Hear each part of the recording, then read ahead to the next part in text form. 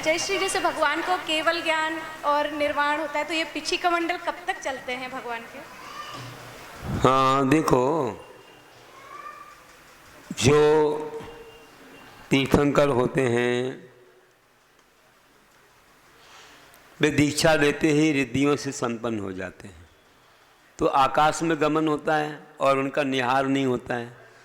महापुरुष है ना वे, इसलिए उनके पास न कमंडल की आवश्यकता है, क्योंकि आकाश में तो कोई पैर धोना है नहीं, और निहार नहीं होता तो सुचिता के लिए आवश्यक नहीं।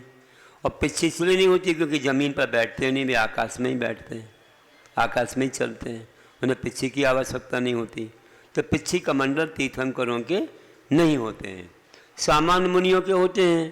तो जब तक उनको केवल ज्ञान नहीं हुआ तब तक पिछी कमंडल होते हैं, और केवल ज्ञान होने के बाद पिछी कमंडल की कोई आवश्यकता नहीं होती। वे तो ऐसे ध्यान में ही रहते हैं, या जो गमन होता है लोगों के पुण्य से होता है, तो आकाश में गमन होता है, क्योंकि वे भी रिद्धिधारी हो जाते हैं।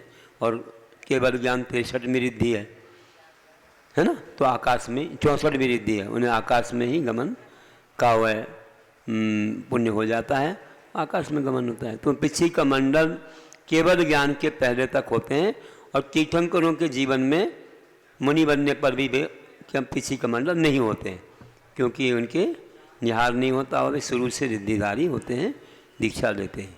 और पहले जो रिद्धिधारी मुनिराज आकाश गमन जो करते थे, तो उनके साथ भी पिछी कमंडल नहीं होता? हाँ, उनके साथ हो भी सकता, नहीं भी हो सकता, क्योंकि अगर उन्हें निहार होता है, अगर मानो वे महापुरुष नहीं है तो निहार होगा, चारों रिद्धि भले आ गई हो तो निहार के लिए फिर कमंडल की आवश्यकता पड़ेगी, पिछी की भी आवश्यकता पड़ेगी, ऐसा है। तो हो भी सकता है उनके साथ।